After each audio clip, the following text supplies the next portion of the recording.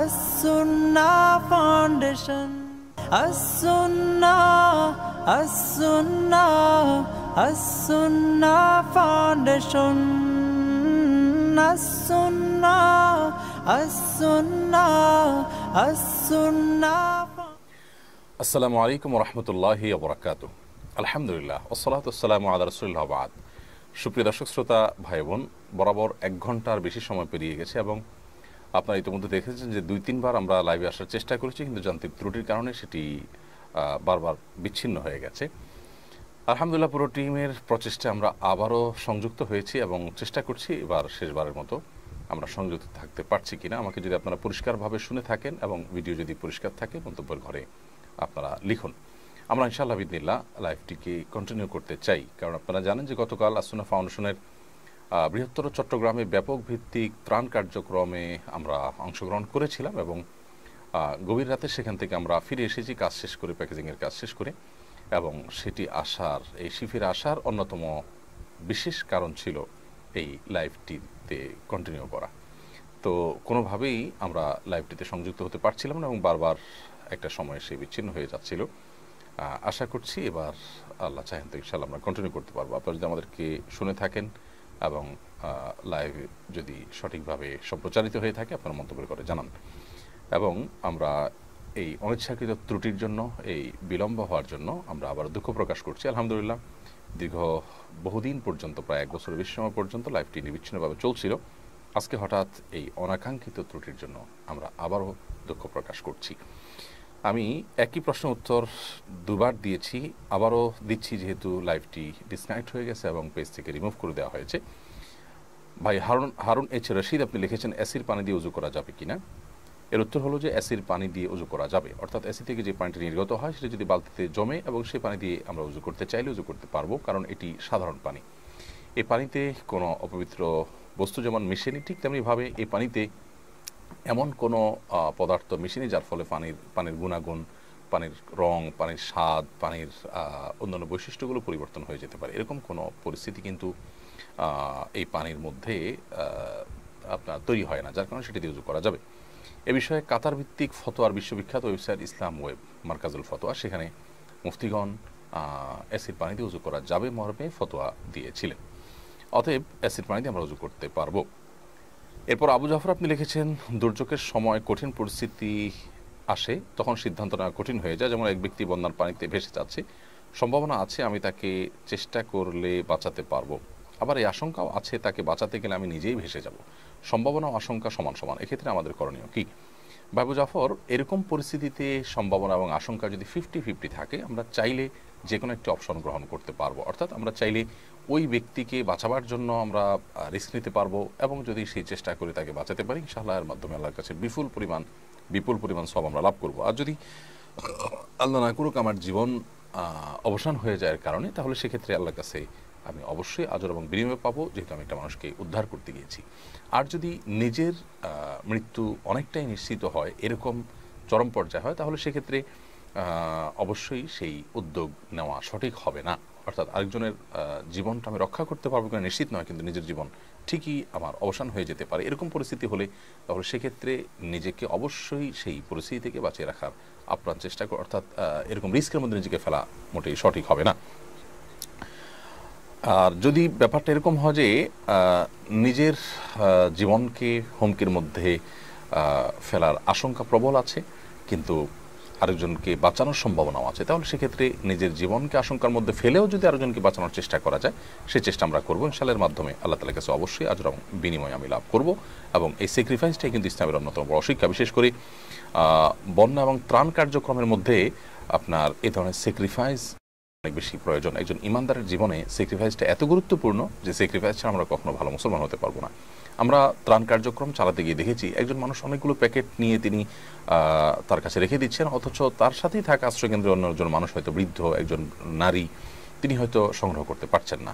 তখন আমার একাধিক প্যাকেট থেকে তাকে একটা প্যাকেট যেখানে দেওয়া কর্তব্য, সেখানে আমরা একাধিক প্যাকেট সেখানে সংগ্রহ করার চেষ্টা আমরা অনেকে করে থাকি, যেটি মোটেই আমাদের ভালো মানুষ হওয়ার কোনো প্রমাণ নয়। বিধায় এরকম পরিস্থিতিতে আমাদের স্যাক্রিফাইস করার সর্বোচ্চ চেষ্টা আমাদের মধ্যে অব্যাহত থাকতে হবে। আল্লাহ তাআলা আমাদের সেই তৌফিক দান করুন। এরকম প্রচেষ্টা যদি আমরা না করি এবং এ ধরনের প্রচেষ্টা যদি আমাদের কোনো রকম ত্রুটি থাকে, তাহলে সেক্ষেত্রে ভালো মুসলমান হওয়ার সুযোগ কিন্তু নেই। ত্রাণ কার্যক্রম এবং বন্যা পরিস্থিতি, এরকম পরিস্থিতিতে নিজেদেরকে নেককার হিসাবে প্রকাশ করার এবং মেলে ধরার এবং ভালো মানুষের স্বাক্ষর রাখার সুযোগ তৈরি হয়, সেই সুযোগগুলো আমাদের হাতছাড়া করা ঠিক হবে না। রুনিয়া সরকার শিলা আপনি লিখেছেন, মেয়েদের মধ্যে প্রবণতাটা সবচেয়ে বেশি, জামা কাপড়ে আলমারি ভরা থাকার পরও আরও জামা কাপড় কেনে, প্রত্যেক অনুষ্ঠানে আলাদা আলাদা জামা কাপড় পরে উপস্থিত হয়। একজন মানুষের সর্বোচ্চ কয়টা ড্রেস থাকতে পারে? অধিক সংখ্যক ড্রেস কেনা যায় আছে কিনা? দেখুন, ড্রেসের কোনো সংখ্যা ঠিক করে দেয়নি যে এর বেশি সংখ্যক ড্রেস থাকলে সেটি গুনাহ হবে। এবং এটা ঠিক যে আপনার মেয়েদের মধ্যে এরকম প্রবণতা আছে যে বিভিন্ন অনুষ্ঠানে নতুন নতুন পোশাক পরে তিনি চমক দেখাতে চান, অন্যদের দৃষ্টি আকর্ষণ করতে চান, তার বিশেষত্ব প্রকাশ করতে চান। সন্দেহাতীতভাবে এটা ইমানদারের জন্য শোভনীয় কোনো বিষয় নয়। ইমানদার কখনো শো অফ করার জন্য এই ধরনের অর্থ ব্যয় করবেন না। জাস্ট মানুষের কাছে নিজের ব্যক্তিত্ব জাহির করা, নিজের শৌখিনতা জাহির করা, এটা কখনো একজন নিষ্ঠাবান মুসলমানের কাজ হতে পারে না। একজন নিষ্ঠাবান মুসলমান পোশাক পরবেন, সৌন্দর্যের জন্য পোশাক পরা কিন্তু নিষেধ নয়। নবী করিম সাল্লাল্লাহু আলাইহি ওয়াসাল্লামের কাছে জিজ্ঞাসা করা হয়েছিল, ইয়া রাসূলুল্লাহ, আমাদের মধ্যে কেউ সৌন্দর্যের জন্য পোশাক পরেন অথবা তার কোনো পোশাক ভালো লাগে, তিনি সেই পোশাক পরেন, তাহলে সেক্ষেত্রে সেই পোশাক পরলে তার কি গুনাহ হবে কিনা এবং এর কারণে তিনি অহংকারী হবেন কিনা? নবী করিম সাল্লাল্লাহু আলাইহি ওয়াসাল্লাম তখন বলেছেন, না, ইন্নাল্লাহা জামিল ইউহিব্বুল জামাল, আল্লাহ তাআলা সৌন্দর্যকে পছন্দ করেন। অতএব সৌন্দর্য এর কারণে যদি আপনি পোশাক কিনেন, আপনার কোনো পোশাক ভালো লাগছে, আপনি কিনছেন, ভিন্ন কথা। বাট ওই যে শো অফ করা, অন্যদের থেকে নিজেকে আলাদা করা, জাহির করা নিজেকে, এগুলোর জন্য আপনি অনেক কাপড় চোপড় কিনলে, অনেক পোশাক আশাক কিনলে সেটি অপচয়ের গুনাহে কিন্তু চলে যেতে পারে। এটি নির্ভর করে নিয়তের উপর এবং আপনার মাত্রার উপর, এবং মাত্রাটা অনেক সময় ব্যক্তি ভেদে ভ্যারি করে। অতএব সাধারণ তো আপনার অনেক প্রয়োজনীয় কাজে আপনি খরচ না করেও শুধুমাত্র এই শো অফ করছেন এবং মানুষের দৃষ্টিকে আকৃষ্ট করার চেষ্টা করছেন, সেটা যদি হয় তাহলে অনেক অল্প পোশাক কিনলেও গুনাহগার হতে পারেন। আর যদি এরকম বদনিয়ত না থাকে তাহলে অনেক বেশি পোশাক হয়েও ইনশাআল্লাহ বিদিনা হয়তো আমরা গুনাহগার হব না। তবে অনেক পোশাক নিজের সংগ্রহ রেখে দেওয়া, হয়তো গরিব মানুষকে দেওয়া যেতে পারে, সেটা না করা, এটা একজন ইমানদারের জন্য কখনো শোভনীয় জিনিস নয়। জুনায়েদ আহমদ আপনি লিখেছেন, সম্প্রতি একজন চিহ্নিত ইসলাম বিরোধীর একটি ভিডিও ভাইরাল হয়েছে। সেই ভিডিওটা প্রচুর শেয়ার হয়েছে। ভিডিওর বিষয়বস্তু বিরোধিতা করতে গিয়েই মূলত সবাই শেয়ার করেছেন এবং সেই ভিডিওতে অ্যাংরি রিয়্যাক্ট দিয়েছেন। এতে তো ভিডিওর প্রচারই হলো। তাহলে এসব ক্ষেত্রে মুমিন হিসাবে প্রতিক্রিয়া ব্যক্ত করার পদ্ধতিটি কি? খুবই গুরুত্বপূর্ণ এবং প্রয়োজনীয় একটি প্রশ্ন। ভাই জুনায়েদ আহমেদ, এটি আপনি সঠিক বলেছেন যে এ ধরনের ক্ষেত্রে আমরা অনেকেই বুদ্ধিমত্তার পরিচয় দিতে পারি না। চিহ্নিত ইসলাম বিরোধীরা কি বলবে সেটা বলাই বাহুল্য। অতএব তাদের সে সমস্ত ভিডিওগুলোতে রিয়্যাক্ট করা মানে হলো সেটিকে প্রচার করা এবং সেগুলোকে আপনার শেয়ার করা মানে হলো অন্যদেরকে সেগুলো দেখতে সুবিধা করে দেওয়া। এগুলোর মাধ্যমে তারা অ্যাডসেন্সের মাধ্যমে যেমন অর্থ উপার্জন করতে পারেন, এটা তাদের একটা উপার্জনের মাধ্যম হয়, অর্থাৎ তাদেরই উপকার হয় দিন শেষে। আবার অনেক সময় তাদের অ্যাসাইলামের সুযোগ আমরা নিয়ে দেই।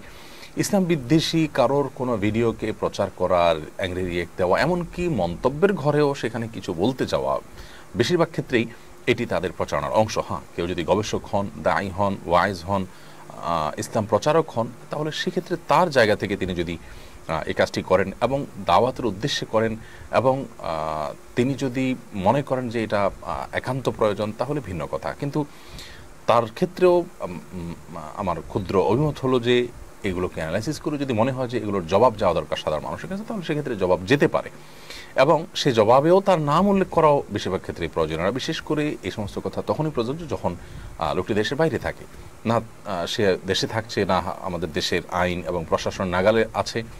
অতএব তাকে বিরোধিতা করতে গিয়ে তাকে আমরা প্রমোট করি, তার প্রচার করি, তাহলে সে ইসলাম বিরোধী, ইসলাম বিদ্বেষী চিহ্নিত অপশক্তির কাছ থেকে সুবিধা পাওয়ার সুযোগ আরও বেশি তৈরি হবে। আমরা জানি যে অনেক নাস্তিকরা ইসলাম বিদ্বেষী তাদের কর্মকাণ্ড পরিচালনা করে থাকে। তারা কানাডা, জার্মানি সহ পৃথিবীর অনেক দেশের অ্যাসাইলাম পাওয়ার জন্য, এই অ্যাসাইলাম পেতে তাদের আরও সহায়ক হবে তাদের প্রতি এই রিয়্যাক্টগুলো, এগুলো দেখিয়ে তারা অ্যাসাইলাম নিতে সুবিধা হবে তাদের। অতএব সেটা যেন আমরা কোনো অবস্থাতে না করি, সেই বিষয়ে আমাদের দায়িত্বশীলতার পরিচয় দেওয়া উচিত এবং এ জাতীয় লিঙ্কগুলো অন্যের কাছে কোনো অবস্থাতে শেয়ার করা উচিত নয়। যারা গবেষক আছেন তারা প্রয়োজন মনে করলে মানুষকে তাদের নাম উল্লেখ ছাড়াও তাদের এ সমস্ত অপলাপের জবাব তারা দেবেন ইনশাআল্লাহ তাআলা। এমডি মুস্তাফিজুর রহমান আপনি লিখেছেন, অনেকে আবেগের আতিশয্যে মৃত আত্মীয়ের কপালে চুমু খায়। মৃত ব্যক্তির কপালে চুমু খাওয়ার বিধান কি? মৃত ব্যক্তির কপালে চুমু খাওয়া নাজায়েজ কিংবা হারাম কোনো বিষয় নয়। মহব্বত এবং ভালোবাসার কারণে এবং আবেগের আতিশয্যে কপালে মৃত ব্যক্তির কপালে চুমু খাওয়া জায়েজ আছে। রফিকুল ইসলাম আপনি লিখেছেন, বন্যা, জলোচ্ছ্বাস, ভূমিকম্প এ ধরনের প্রাকৃতিক দুর্যোগগুলোকে অনেকে আল্লাহর আযাব মনে করছেন। একই সঙ্গে অনেকে এ ধরনের দুর্যোগে মৃত্যুবরণকারীরা শহীদের মর্যাদা পায় বলে মনে করেন। আযাবে পতিত হয়ে মৃত্যুবরণকারী আবার কিভাবে শহীদ হতে পারে? খুবই দরকারি একটি প্রশ্ন, এবং আপনি ঠিকই বলেছেন ভাই রফিকুল ইসলাম যে এটি সম্পূর্ণ কন্ট্রাডিক্টরি একটি বিষয়, যে আমি বন্যা, জলোচ্ছ্বাস, ঝড়, ভূমিকম্প এগুলোকে গণহারে আযাব বলবো, আবার সেগুলোর মৃত্যুবরণকারীদেরকে হাদিসের ভাষ্য অনুপাতে তারা শাহাদাতের মর্যাদা পান সেই হিসাবে শহীদ বলবো। এটি সাংঘর্ষিক। অর্থাৎ এ জাতীয় আপনার প্রাকৃতিক দুর্যোগগুলোকে গণহারে বা সাধারণভাবে আমি আপনার বলবো যে সেগুলো আপনার আযাব আল্লাহর, সেটি বলা মোটেই সমীচীন এবং উচিত নয়। বরং এগুলো আল্লাহর পক্ষ থেকে আযাব যেমন হতে পারে আমাদের পাপের কারণে, আবার এটি আমাদের জন্য আল্লাহর তরফ থেকে পরীক্ষাও হতে পারে, আবার এটি আমাদের মর্যাদা বৃদ্ধির কারণ হতে পারে। এটি সুন্নাতুল্লাহি ফিল আরদ হতে পারে। অর্থাৎ একটি আপনার নদীমাতৃক এবং সমুদ্র তীরবর্তী এলাকায় ঝড়, জলোচ্ছ্বাস হতে পারে। এটা অস্বাভাবিক বিষয় নয়। এর মাধ্যমে আল্লাহ তাআলা এই অঞ্চলের মানুষকে পরীক্ষা করেন। এখন আপনি বলতে পারেন যে তাহলে যে সমস্ত এলাকা নদীমাতৃক না, যেখানে ঝড় জলোচ্ছ্বাস হয় না, ধরুন সমুদ্র আছে মিডল ইস্টে কিন্তু সেখানে ঝড় জলোচ্ছ্বাস হয় না, তাহলে আল্লাহর পরীক্ষা শুধু এই অঞ্চলের মানুষের জন্য? উত্তর হলো প্রত্যেক অঞ্চলের মানুষের জন্য পরীক্ষা। আল্লাহ সুবহানাহু ওয়া তাআলা কোরআন কারীমে স্পষ্ট জানিয়েছেন, ওয়ালা নাবলুওয়ান্নাকুম বিশাইইম মিনাল খাউফি ওয়াল জু'i ওয়া নাকসিম মিনাল আমওয়ালি ওয়াল আনফুসি ওয়াস সামারাত। বিভিন্নভাবে আল্লাহ সুবহানাহু ওয়া তাআলা পরীক্ষা নিয়ে থাকেন। এক এক অঞ্চলের মানুষের পরীক্ষা এক একভাবে হয়ে থাকে। মরুভূমির মানুষের পরীক্ষা একভাবে, এবং নদীমাতৃক এলাকার মানুষগুলো তাদের পরীক্ষা হয়তো অন্যভাবে, কিন্তু প্রত্যেককে আল্লাহ তার পরীক্ষার মুখোমুখি করেন। বিধায় পরীক্ষা হতে পারে। আর পরীক্ষায় মৃত্যুবরণকারী ব্যক্তি শাহাদাতের মর্যাদা লাভ করতে পারেন। তিনি যদি সবর করেন, তিনি যদি ধৈর্য ধারণ করেন, আল্লাহ তাআলার কাছে শাহাদাতের মর্যাদা তিনি পেতে পারেন। বিশেষ করে এই সমস্ত দুর্যোগে যারা মৃত্যুবরণ করেন, হাদিসের ভাষ্য অনুপাতে তারা শাহাদাতের মর্যাদা পাবেন। বিধায় গণহারে এটাকে আল্লাহর আযাব বলা মোটেই সঠিক নয়। রাইফা খান আপনি ইন্ডিয়া থেকে লিখেছেন, আমার বড় বোনের প্রথম স্বামীর একটি মেয়ে আছে। মেয়েটা 6 মাস বয়স থেকে আমাদের কাছে আছে। ওর বাবা তখন খোঁজ নিত না, কিন্তু এখন সে তার মেয়ের সাথে যোগাযোগ রাখতে চায়। কিন্তু আমার বাবা, মা ও দিদির দ্বিতীয় স্বামী এটা চান না। দ্বিতীয় স্বামীর নামে নতুন করে জন্ম সার্টিফিকেট করেছেন, এটা কি উচিত হচ্ছে? না, সন্তানের জন্মদাতা বাবার সাথেই তাকে সম্বন্ধ করা উচিত। যেহেতু তিনি যোগাযোগ করেননি, সেটি তার অন্যায় হয়েছে, কিন্তু এর মানে এই না যে তার পরিচয়কে আপনি চেঞ্জ করে দিবেন, পরিবর্তন করে দিবেন। বরং তার পরিচয় তার বাবার সাথেই সম্বন্ধিত করা উচিত ছিল। বাবা অন্যায় করেছেন সন্তানের খোঁজখবর না নিয়ে, তার সাথে কানেক্টেড না থেকে, কিন্তু এর মানে এই না যে বাবার সাথে সন্তানের পরিচয়টাকে আপনি মুছে দিবেন। এটি মোটেও উচিত নয়।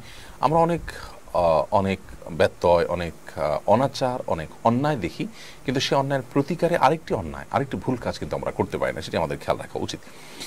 আর তার সাথে যোগাযোগ করতে না দেওয়া আপনার ভগ্নিপতির ভুল। তাকে বোঝানো উচিত যে বাবা হিসাবে এটি তার অধিকার, তিনি যে অন্যায় করেছেন তার জন্য তিনি অবশ্যই তাকে প্রায়শ্চিত্ত করতে হবে, সেটি আরেক বিষয়, কিন্তু তার প্রতি এখন আমাদের অন্যায় করা উচিত হবে না। এবং এই বিষয়গুলোকে মানতে একটু অসুবিধা হয়, কিন্তু আল্লাহ সুবহানাহু ওয়া তাআলার কাছে নিজেকে সারেন্ডার করা মানুষের জন্য এটা কঠিন কোনো কিছু নয়। সাব্বির এআইডি থেকে আপনি লিখেছেন, বাংলাদেশের সকল মোটরযানের বীমা থাকা বাধ্যতামূলক ছিল। 2018 সালে এই আইন সংশোধন করে ঐচ্ছিক করা হয়। আইনটিকে পুনরায় সংশোধন করে গায়ের জন্য বীমা করা আবার বাধ্যতামূলক করা হচ্ছে। এ ধরনের বীমা সম্পর্কে শরীয়ত কি বলে? ভাই সাব্বির, বিষয়টি বিভিন্ন জাতীয় গণমাধ্যমের সূত্রে আমিও দেখেছি যে বাংলাদেশে একসময় মোটরযানগুলোর বীমা বাধ্যতামূলক ছিল। এই আইন ছিল 2018 সনে, এটিকে ঐচ্ছিক করে দেওয়া হয়। এখন আবার সেটাকে সংশোধন করে পুনরায় সকল মোটরযানের জন্য বীমা করাটাকে বাধ্যতামূলক করা হচ্ছে। এই বাধ্যতামূলক করার সপক্ষে যে যুক্তি পত্রপত্রিকার মাধ্যমে আমরা দেখেছি যে এটি না থাকার কারণে সরকার রাজস্ব সংগ্রহ হয় না ইত্যাদি ইত্যাদি, সরকার এখান থেকে একটা পার্সেন্টেজ রাজস্ব পাবে, সেই যুক্তিতে আপনার পুরো জিনিসটা অর্থাৎ পুরো বীমাটা চাপিয়ে দেওয়া মোটরযান মালিকদের জন্য, এটা তো আমি ব্যক্তিগতভাবে আমি মনে করছি এটি অনাচার এবং এটি জুলুম। আপনি একটা পার্সেন্টেজ পাবেন এখান থেকে রাজস্ব, সেই রাজস্বের পার্সেন্টেজের জন্য আমার পুরো জিনিসটা আমার উপরে চাপিয়ে দিবেন, এটা তো যৌক্তিক হতে পারে না। দেখতে হবে যে ওই জিনিসটা চাপানো আদৌ যৌক্তিক কিনা। বাংলাদেশের পার্সপেক্টিভে যারা মোটরযান মালিক, যারা বিমা করে থাকেন, তাদের কেউ এই বিমার 2 পয়সার কোনো সুফল কোথাও কখনো পান কিনা, এটা একটা বড় প্রশ্নের বিষয়। প্রতি বছর আমি বিমা কোম্পানিকে টাকা দিচ্ছি, কিন্তু আমার গাড়িটি অ্যাক্সিডেন্ট করলে সে অ্যাক্সিডেন্টের কারণে আমি আপনার ছোট বড় অ্যাক্সিডেন্টের কারণে আমার তো সুফল পাওয়ার কথা। আমরা যুক্তি হিসাবে আরেকটা জিনিস দেখেছি যে পৃথিবীর এমন কোনো দেশ নেই যে দেশে গাড়িগুলোর ইন্স্যুরেন্স করা হয় না, অতএব আমাদের দেশেও সেটা হওয়া উচিত। পৃথিবীর অন্যান্য দেশে তো ইন্স্যুরেন্সের বিপরীতে আপনার যারা ইন্স্যুরেন্স করেছেন সে মোটরযান মালিকরা ক্ষতিগ্রস্ত হলে তার সাথে সাথে সেটা পেমেন্ট করে, সেটা তারা দিয়ে দেন, সেই ক্ষতিটা পুষিয়ে দেন এবং তারা নিয়ম অনুযায়ী তারা টাকা দেন। আপনার মিডল ইস্টের কথা আমি বলি, আমি 10 বছর সেখানে ছিলাম। গাড়ি যদি সামান্য একটু আঘাতও খেয়েছে অন্য আরেকটি গাড়ির সাথে, আপনি নিয়ম অনুযায়ী যদি আপনার ভুল না হয়, আরেকজন অপরপক্ষে ভুল করে থাকে, তাহলে তার ইন্স্যুরেন্স কোম্পানি আমার গাড়ি সারবার জন্য টাকা দিয়ে দিচ্ছে এবং এটাকে সংশোধন করছে। জায়েজ না জায়েজের বিষয় যদি আসেন, তাহলে ইন্স্যুরেন্সের প্রচলিত ফরম্যাটকে ওলামা ইকরাম জায়েজ বলেন না, কিন্তু আপনি ইন্স্যুরেন্স করাবেন কিন্তু তার কোনো সার্ভিস সুফল মানুষ পাবে না, শুধু টাকাটাই তাদের কাছ থেকে নিয়ে যাওয়া হবে, এটা তো স্পষ্টত জুলুম। অতএব আমার মনে হচ্ছে যে এই বিষয়টিকে আবার ভাবা উচিত এবং এটি ঐচ্ছিক রাখা উচিত। আর যদি বাধ্যতামূলক রাখতে হয়, সেটাকে শরঈ কাঠামোর মধ্যে ফেলে করা যেতে পারে। এই বিষয়ে ওলামা ইকরামের সাথে আলোচনা করা উচিত। অ্যাটলিস্ট আপনি বিমান নামে একটা জিনিস চাপিয়ে দিবেন, কিন্তু তার কোনো সুবিধা গাড়ি মালিক পাবেন না, সেটাতে কোনো অবস্থাতে যৌক্তিক হতে পারে না। শাহিনা আফরোজ নিশি আপনি লিখেছেন, আমার বড় বোন তার পাশের বাসার ওয়াইফাই ব্যবহার করে মাসিক বিলের মাধ্যমে। আমরা তার বাসায় গেলে ওই ওয়াইফাই সংযোগ ব্যবহার করি আপুর কাছ থেকে হটস্পট দিয়ে। বিষয়টা মালিক জানে না, এতে কি গুনাহ হবে? দেখুন, এগুলো নির্ভর করে আসলে আমরা কী ধরনের চুক্তি করেছি, কী ধরনের কথা বলেছি সেটার উপরে। যদি এমন হয় যে আমরা সেখানে তাদের সাথে মানে অঘোষিতভাবে এটি বলা থাকে যে হ্যাঁ, দু একজন গেস্ট আসলে এরকম তো সংযোগ নিতে পারে এবং এটা যদি বহুল প্রচলিত থাকে, তাহলে সেক্ষেত্রে এটাতে কোনো অসুবিধা নেই। এমনি মোস্তাফিজুর রহমান লিখেছেন, মৃত ব্যক্তিকে যখন গোসল ও দাফন কাফন করা হয়, মৃত ব্যক্তি কি তখন তা উপলব্ধি করতে পারে? দেখুন, বিভিন্ন হাদিস থেকে জানা যায় মানুষ মৃত্যুর পর তার লাশ বহন করার ক্ষেত্রে, লাশ এক জায়গা থেকে আর জায়গায় স্থানান্তর করার ক্ষেত্রে, কবরে নেওয়ার ক্ষেত্রে যেন খুব ধীরে সুস্থে নেওয়া হয়। কারণ যদি তা লাশ নেওয়ার ক্ষেত্রে হুলস্থুল করা হয়, সেক্ষেত্রে মৃত ব্যক্তি কষ্ট অনুভব করেন, এরকম একটা বর্ণনা কিন্তু আছে। তো সেই বর্ণনার আলোকে বোঝা যায় যে অপ্রয়োজনীয় কষ্ট দেয়া যেটি মৃত ব্যক্তির লাশকে, যেমন কাটা ছেঁড়া ইত্যাদি করা হয়, এগুলো প্রয়োজন ছাড়া করা উচিত না। ইয়াসিন ম্যাক্স এআডি থেকে আপনি লিখেছেন, আমি আমার স্ত্রীকে খুব ভালোবাসি, তিনি অত্যন্ত ভালো এবং সচ্চরিত্রের অধিকারী। আমরা দুজনে যেন জান্নাতে একসাথে থাকতে পারি, এর জন্য বিশেষ কোনো আমল আছে কিনা? দুজনে আল্লাহকে ভয় করবেন এবং সকল প্রকার হারাম কাজ থেকে বেঁচে থাকবেন, হালাল উপার্জন করবেন এবং হালাল ছাড়া হারাম কোনো কিছু নিজেদের মধ্যে প্রবেশ করাবেন না, আত্মীয় স্বজন সবার হক আদায় করবেন, অন্য সাধারণ মুসলমানের মতো নিজেরা ভালো মুসলিম হওয়ার চেষ্টা করবেন এবং একে অন্যের প্রতি সদাচারণকারী হবেন, সদালাপী হবেন, আত্মীয়তার সম্পর্কগুলো রক্ষা করে চলবেন। ইনশাআল্লাহ বিইذনিল্লাহ একে অন্যের প্রতি অগাধ ভালোবাসা থাকবে এবং সচ্চরিত্রবান থাকার চেষ্টা করতে হবে। ইনশাআল্লাহ বিইذনিল্লাহ আল্লাহ তাআলা জান্নাতে একত্র করবেন এবং জান্নাতে একত্র করবার জন্য আলাদা করে আল্লাহর কাছে দোয়া করা,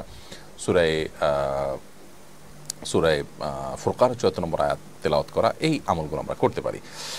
রুনা লাইলা এডি থেকে আপনি লিখেছেন, নফল রোজার সাহরি না খেয়ে নিয়ত করে রোজা রাখলে রোজা হবে কিনা? নফল রোজা যদি কেউ সাহরি না খেয়ে নিয়ত করে রোজা রাখেন, তাহলে সেক্ষেত্রে রোজা হবে। শুধু নফল কেন, ফরজ রোজাও যদি কেউ সাহরি না খেয়ে রোজা রাখার নিয়ত করেন, রোজা হয়ে যাবে। কারণ সাহরি খাওয়া এটা ফরজ কিংবা ওয়াজিব বিষয় কিন্তু নয়, বিধায় রোজা হয়ে যাবে ইনশাআল্লাহ তাআলা। এরপর রুসলিন আহমেদ আপনি লিখেছেন, আমার বাবা আমার মাকে না জানিয়ে দ্বিতীয় বিবাহ করেছেন। আমার মা বাবার 23 বছরের সংসার, আমার মা গর্ভবতী অবস্থায় বাবার দ্বিতীয় বিয়ে সম্পর্কে জানতে পেরেছেন। শরীয়ত মোতাবেক আমার মার এখন কি করা উচিত? আপনার বাবা আপনার মাকে না জানিয়ে যদি দ্বিতীয় বিয়ে করে থাকেন, তাহলে সেক্ষেত্রে আপনার বাবার বিয়েটা শরঈ দৃষ্টিকোণ থেকে নাজায়েজ হয়নি এবং আপনার মা আপনার বাবার এই কাজ যেটি তিনি করেছেন সেটা যেহেতু কোনো শরীর দৃষ্টিকোণ থেকে হারাম কাজ করেননি, তিনি সবর করে মেনে নিতে পারলে সেটাই শরঈ দৃষ্টিকোণ থেকে আমরা বলবো সবচেয়ে উত্তম হবে এবং এর জন্য তিনি বিপুল সওয়াবের অধিকারী হবে ইনশাআল্লাহ তাআলা। আর এর বাইরে যদি এখানে অন্য কোনো বিষয় থাকে তাহলে সেটা উল্লেখ করলে আমরা সেভাবে এটা ডিসকাস করতে পারবো। বাকি এটুকু যদি হয় তাহলে সেক্ষেত্রে আমরা বলবো তিনি কোনো অন্যায় কাজ করেননি, বিধায় এই কাজটিকে মেনে নেওয়া এবং কষ্ট হলেও সবর করা, এটা একজন ভালো মুসলিমের পরিচায়ক হবে। এমনি সাইমন আপনি লিখেছেন, কাজা নামাজ কখন আদায় করা যায়? কাজা নামাজ যে কোনো সাধারণ সময়ে আদায় করা যাবে, যখন নামাজ পড়া নিষিদ্ধ, সূর্য ঠিক যখন উঠছে, সূর্য যখন ঠিক মধ্য আকাশে থাকছে মাথা বরাবর, সূর্য যখন ডুবছে, এই সময়গুলো ছাড়া যে কোনো সময় কাজা নামাজগুলো আপনি আদায় করতে পারবেন। মোহাম্মদ আরিফ লিখেছেন, আমি আমার ছেলের আকিকাটা এতিমখানায় দিতে চাচ্ছি, সেটা দিতে পারবো কিনা, নাকি আত্মীয় স্বজন এবং সামাজিক লোককেই খাওয়াইতে হবে?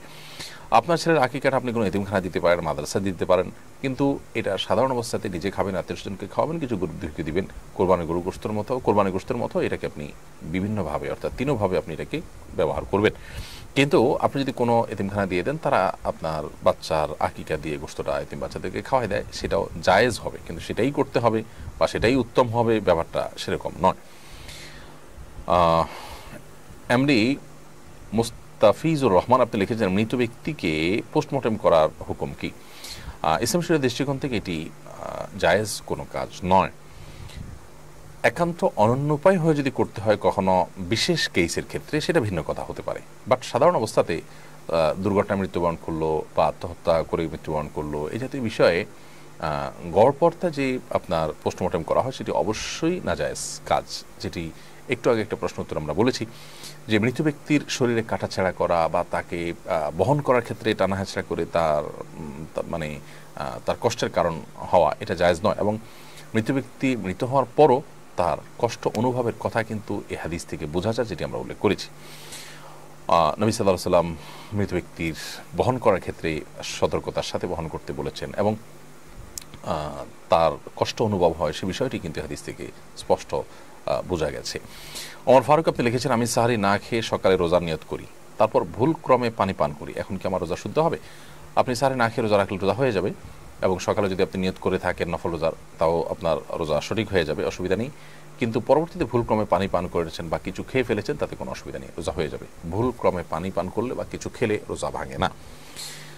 জিহাদ আর ইসলাম আপনি লিখেছেন, আপনার তত্ত্বাবধানে জেনারেল শিক্ষিতদের দ্বীন ইলম শিক্ষার একটি প্ল্যাটফর্ম চাই। আলহামদুলিল্লাহ, আমরা আসুন্নাহ অনলাইন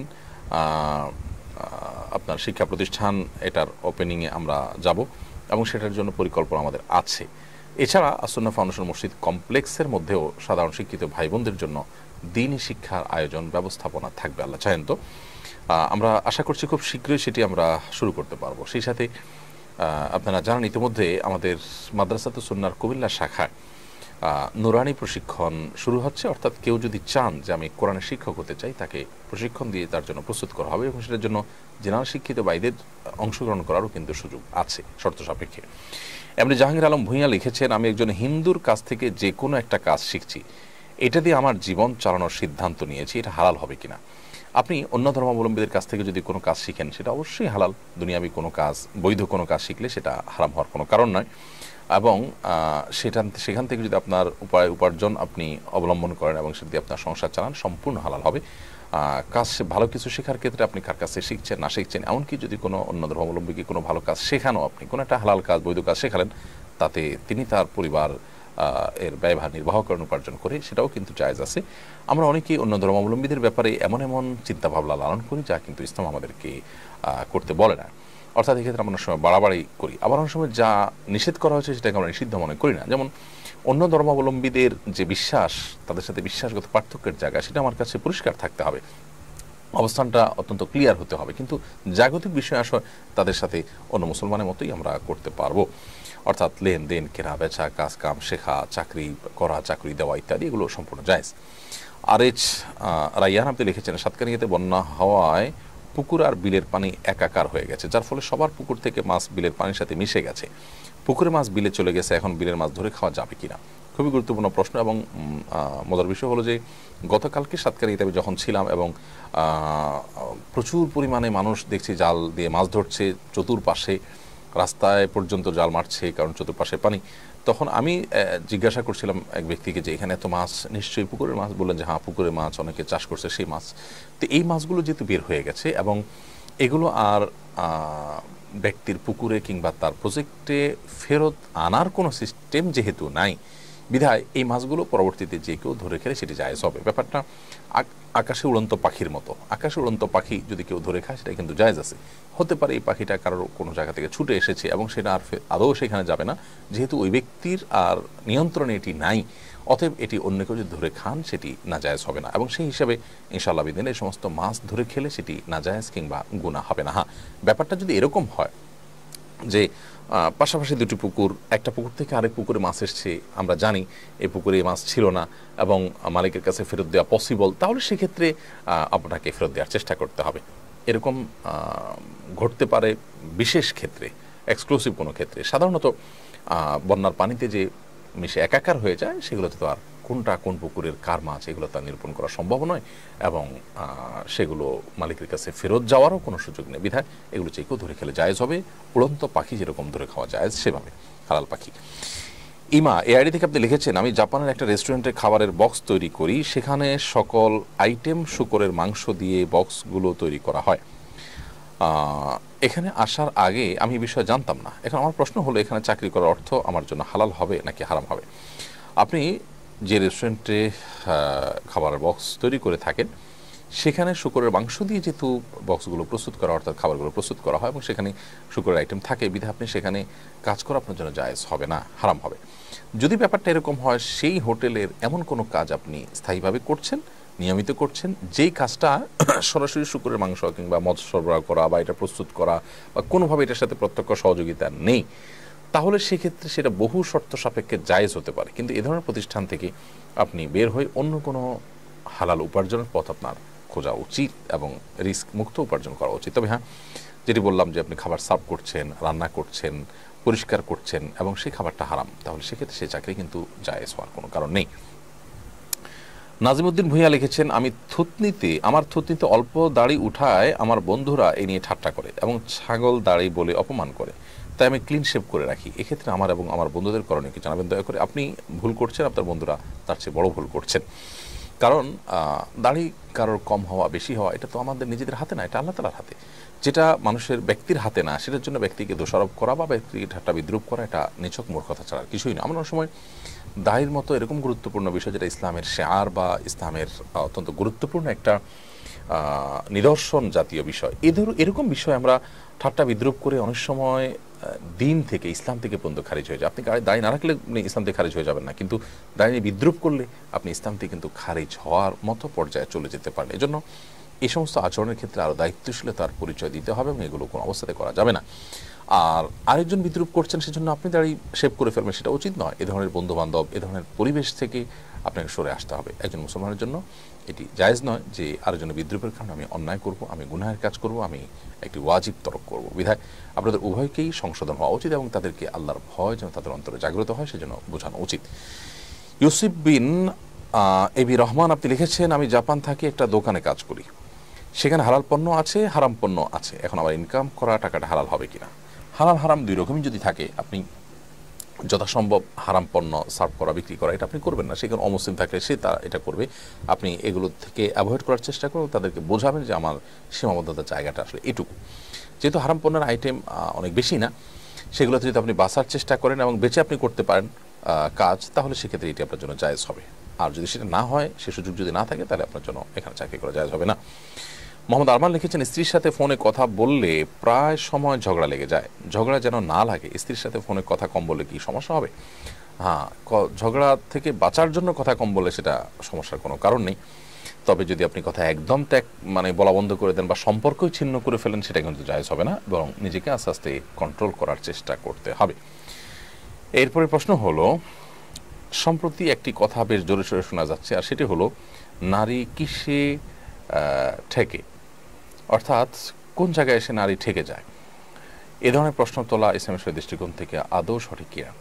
দেখুন, আমরা জানি পৃথিবীর একজন অত্যন্ত প্রভাবশালী প্রেসিডেন্ট দম্পতি, তার সাথে প্রেসিডেন্টের সাথে তার স্ত্রী যখন বিবাহ বিচ্ছেদ হয়ে যায়, এটিকে কেন্দ্র করে এই কথা উঠছে যে একজন নারী প্রেসিডেন্টের স্ত্রী হওয়ার পরও তিনি সেখানে আটকে গেলেন না, নারী কোথায় আটকায়, এই প্রশ্নটা মূলত উঠছে।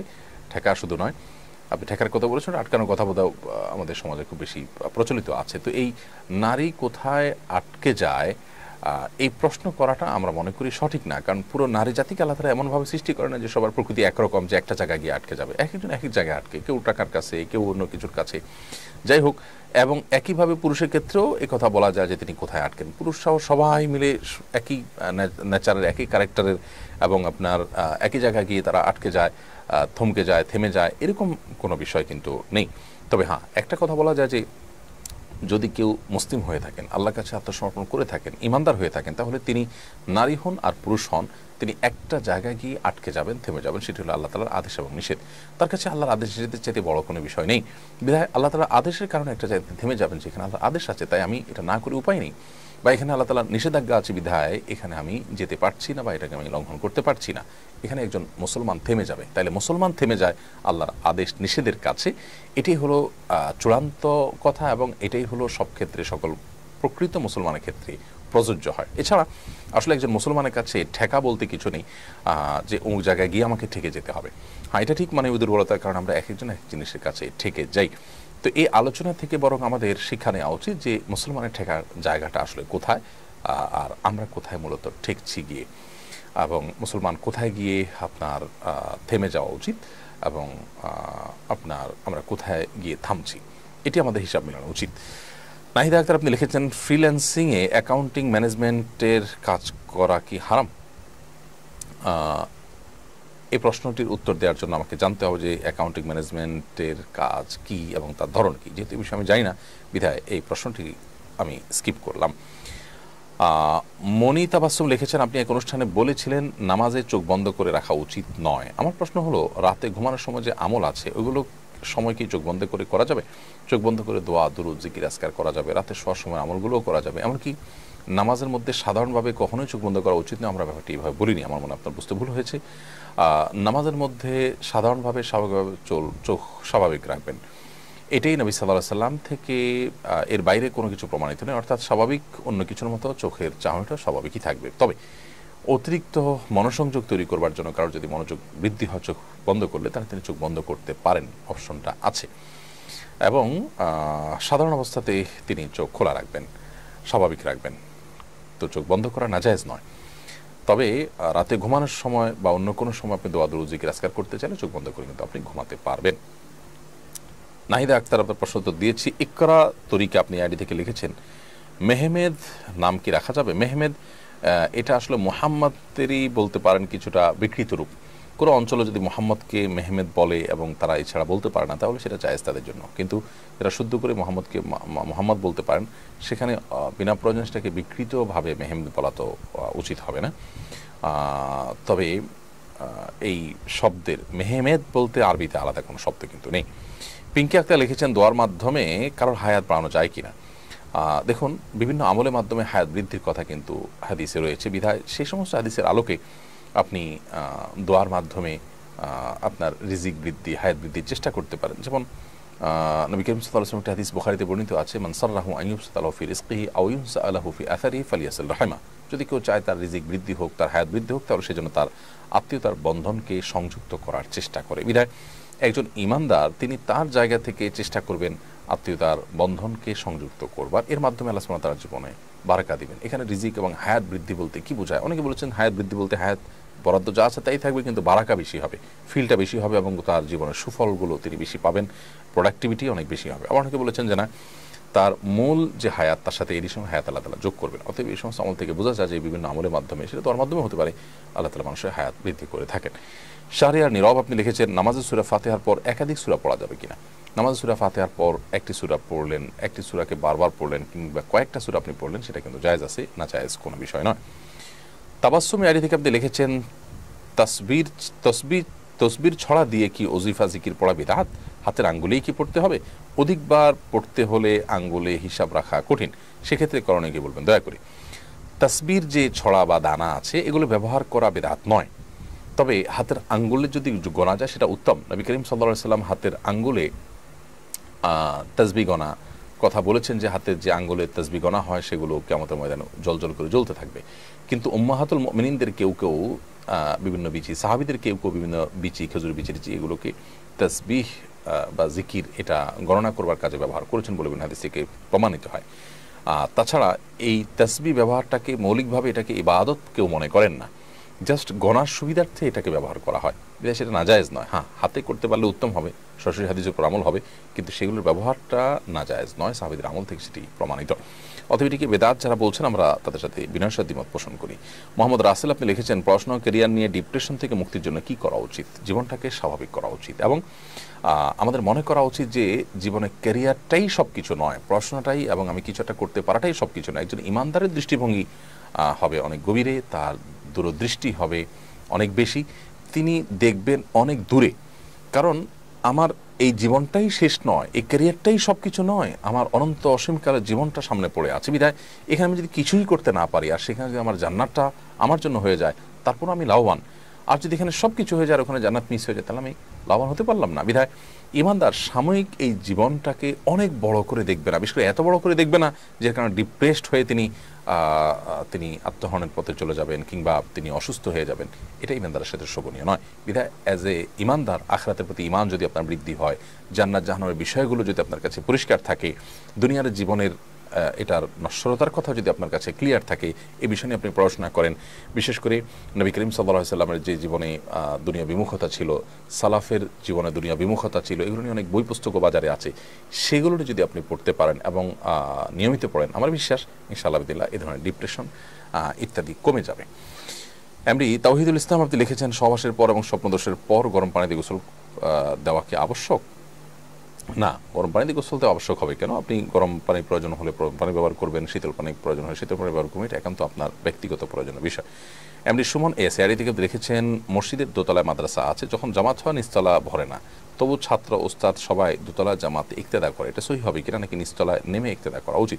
নিচতলা যদি জায়গা থাকে তাহলে সেক্ষেত্রে যতটা সম্ভব নিচতলা এসেই ইক্তেদা করা উচিত এবং নিচতলা পরিপূর্ণ করে তারপর দোতলার দিকে যাওয়া উচিত। সোরাইয়া মনি আপনি লিখেছেন, হারাম রিলেশন নেই কিন্তু আগে ছিল, সেই ছেলে মাঝে মাঝে ফোনে মেসেজ দেয়, তখন আমার অস্থির লাগে, কষ্ট হয়। এসব থেকে কীভাবে মুক্তি পাবো? এসব থেকে মুক্তি পাওয়ার উপায় হলো তার সাথে ডিসকানেক্টেড হয়ে যাওয়া এবং তার নাম্বার বন্ধ করে ফেলা, প্রয়োজনে ব্লক করে ফেলা, এবং সেটা আল্লাহর জন্য, এই ত্যাগটা হবে আল্লাহর জন্য। এবং নবী সাল্লাল্লাহু আলাইহি ওয়াসাল্লাম সেই হাদিসটা আমাদের মাথায় রাখতে হবে। তিনি বলেছেন, অল মুহাজিরু মান হাজারা মান আল্লাহু আনহু, যে ব্যক্তি আল্লাহর নিষিদ্ধ বিষয়গুলো থেকে নিজেকে দূরে রাখেন সে ব্যক্তি হলেন প্রকৃত অর্থে মুহাজির, প্রকৃত অর্থে হিজরতকারী। এখনকার হিজরতই হলো আমাদের জন্য এই মক্কা থেকে মদিনায় হিজরতের অপশন এখন আর নাই, কিন্তু হারাম কাজ পরিত্যাগ করে আল্লাহর জন্য কাউকে পরিত্যাগ করে আমরা কিন্তু হিজরত করতে পারি, সেটির অপশন আছে। মিথিলা ইসলাম লিখেছেন, আমার ছেলের নাম আব্রাহাম রেখেছি, আমার শ্বশুর বলেন নামটি নাকি ভালো নয়, আপনি জানাবেন নামটি কি ভালো নাকি খারাপ? ইব্রাহিম এটাকেই আব্রাহাম বলে থাকেন ইংরেজরা। অতএব আপনি সে অর্থে যদি ইব্রাহিম রাখেন এবং আপনার ইব্রাহিমই আপনার নিয়ত থাকে, এটার কোনো সমাজে আপনি আসেন সেখানে ইব্রাহিমকে মানুষ আব্রাহাম বলে, তাহলে সেটি জায়েজ হতে পারে। কিন্তু আপনি যখন এটা শুদ্ধ উচ্চারণ ইব্রাহিম কোরআন কারিমের আয়াত আপনি জানেন, তাহলে সেক্ষেত্রে এটাকে পরিবর্তন করে আপনি আব্রাহাম রাখবেন না, বরং আব্রাহামটাকে আপনি যেটি রেখেছেন এটাকে যদি আপনি ইব্রাহিম বলে ডাকেন এবং সেটিতে পরিবর্তন করেন, সেটা সবচেয়ে বেটার হবে এবং সরাসরি কোরআন কারিমের এবং হাদিসের শব্দটি ব্যবহার করলেন এবং এটির কারণেই ইব্রাহিম আলাইহিসসালামের সাথে নামকরণ করার যে ফজিলত, যে মর্যাদা, সেটি আপনি লাভ করবেন। অতএব মৌলিকভাবে ইব্রাহিম নামটা খুবই ভালো, সেটারই বিকৃত রূপ বা কোনো কোনো অঞ্চলে প্রচলিত রূপ হলো আব্রাহাম। বিধায় মৌলিকভাবে এই নামে দোষের কিছু নেই, কিন্তু বিকৃতিটা না রেখে আপনি শুদ্ধটায় তাকে ডাকবেন এবং শুদ্ধটা রাখবেন। মোহাম্মদ হোজাইফা হাওলাদার আপনি লিখেছেন, আমি ঢাকা থাকি, আমার স্ত্রীকে নিয়ে ঢাকা থাকতে চাই কিন্তু বাবা মা চাচ্ছেন না। স্ত্রীকে ঢাকা আনতে চাইলে তারা বদদোয়া দেয়, এখন আমি কি করব? আপনার বাবা মাকে বোঝাতে হবে, বিচক্ষণ বিদগ্ধ কোনো আলেমের সান্নিধ্যে নেবেন অথবা কোনো আলেমের এই বিষয়কার বক্তব্য লেখনী তাদেরকে শোনাবেন যে সন্তানের চরিত্র হেফাজতের জন্য বিয়ে। সন্তান যদি স্ত্রী থেকে অনেক দূরে থাকেন এবং অনেক সময় থাকে দীর্ঘ সময় স্ত্রী থেকে দূরে থাকতে হয়, তার চরিত্র হেফাজতের যে উদ্দেশ্য বিয়ের, সেটি কিন্তু ব্যাহত হবে। মা বাবাকে সেটি বোঝানোর চেষ্টা করতে হবে। সেই সাথে সন্তান হিসাবে মা বাবার যাতে কোনো খেদমতের ত্রুটি না হয় আপনার অগোচরে, আপনার স্ত্রীর অনুপস্থিতিতে, সেটা আপনার ক্ষেত্রে, যদিও স্ত্রীর আপনার মা বাবার খেদমত করাটা তার মূল ডিউটি নয়, তারপরও তিনি যতটুকু সার্ভিস দিতে পারেন সেটুকু থেকে তারা বঞ্চিত হন, তো সেটার জন্য আপনি কাজের লোক রাখবেন, অন্য কোনোভাবে হেল্প করবেন এবং আপনি নিজের চরিত্র হেফাজত করার জন্য স্ত্রীকে কাছে রাখতে পারবেন। তবে মা বাবাকে আস্থায় এনে সেটি করা উচিত, ঝগড়াঝাটি নয়। যদি কোনোভাবে তারা আস্থায় না আসেন, তাহলে আপনি আনলে গুনাহগার হবেন না, বিশেষ করে নিজের চরিত্রকে হেফাজত করবার জন্য, এবং তাদেরকে বিনয়ের সাথে নিজের অপারগতার কথা, নিজের সমস্যার কথা ইশারাঙ্গিতে হলেও বিভিন্নভাবে আপনি জানানোর চেষ্টা করবেন। মাইশা তাবাসসুম মনিরা আপনি লিখেছেন, টি শার্ট পরে নামাজ পড়া যাবে কিনা যদি হিজাব লম্বা থাকে? আপনার নামাজের মধ্যে যতটুকু ঢাকার কথা ততটুকু যদি আপনি ঢেকে থাকেন, তাহলে ভেতরে আপনি কি পড়েছেন সেটি দেখার বিষয় না। আপনার পুরো শরীরের কোনো অংশ যেন প্রকাশ না পায়, মুখমণ্ডল, দুই হাতের কবজি ছাড়া আর কিছু যেন প্রকাশ না পায়, সেটি আপনি লক্ষ্য রাখবেন। এরপর ভেতরে আপনি কি পড়েছেন সেটি সম্পূর্ণই আপনার ব্যাপার। আব্দুল্লাহ হাদি আপনি লিখেছেন, বাবা মা যদি সন্তানের উপরে অযথা অত্যাচার নির্যাতন করে তাহলে কি করা উচিত? অবশ্যই প্রচলিত আইন এবং বিচারের মুখোমুখি হতে পারেন যদি সেটা আপনার জন্য অসহনীয় পর্যায়ের হয়। আর যদি বিষয়টা সহনীয় পর্যায়ে হয় তাহলে সবর করা উচিত, ধৈর্য ধারণ করা উচিত। ইস্যুটি যেহেতু বাবা মার, এবং তারা যে অন্যায় অত্যাচার করছেন, নির্যাতন করছেন, সেজন্য তাদের পৃথক জবাবদিহি করতে পারা তার কাছে সম্পূর্ণ ভিন্ন বিষয়। এবং বাবা মা হয়েছেন দেখি তারা অন্যায় করতে পারবেন, জুলুম করতে পারবেন সন্তানের উপরে, সেরকম কোনো কথা কিন্তু ইসলাম আমাদেরকে বলেনি বা সেরকম সুযোগ কিন্তু নেই।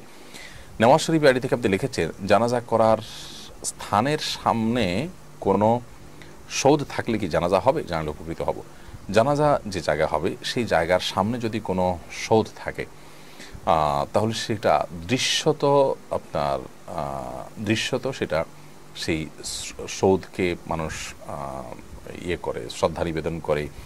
আপনি জানাজার ইবাদতটি সেটাকে নিবেদন করছেন, এরকম দৃশ্য তো মনে হতে পারে। যদি আপনার উদ্দেশ্য সেটা নয়, সেজন্য এরকম জায়গা অ্যাভয়েড করলে বা এরকম সৌধ অ্যাভয়েড করলে সেটা বেটার। বাট যদি বিকল্প কোনো কিছু না থাকে, আপনার নিয়ত মোটেও সেটা না থাকে, এবং আপনি ইচ্ছাকৃতই বরং আল্লাহ সুবহানাহু ওয়া তাআলাকেই ইবাদত নিবেদন করছেন, আজকে সামনে রেখে আপনি জানাজা পড়ছেন, এখানে সৌধ থাকা না থাকা জাস্টই কাকতালীয় হয়েছে, এরকমটি ইন্টেনশন থেকে যদি হয় আর বিকল্প কোনো পথ না থাকে, তাহলে ইনশাআল্লাহ এটা নাজায়েজ হবে না এবং গুনাহের কারণ হবে না। মাসুদ মজুমদার নুরুন নবী আপনি লিখেছেন, বসত বাড়ি থেকে কবর প্রতিস্থাপনের নিয়মটা যদি বলতেন উপকৃত হতাম। বসত বাড়ি থেকে কবর প্রতিস্থাপন অর্থাৎ যেখানে বসত বাড়ি আছে সেখানে আপনি কবর দিতে চান, ব্যাপারটা কি এরকম? যদি সেটাই হয় তাহলে আমরা বলবো বসত বাড়িতে আপনি কবর দিতে পারেন যদি সাধারণ কোনো কবরস্থান কবর দেওয়ার মতো সিস্টেম না থাকে, সুযোগ না থাকে, তাহলে সেটি করতে পারেন নিরুপায় হিসেবে। এবং ঘরের ভিতরে কবর দিবেন না, সেটা জায়েজ হবে না।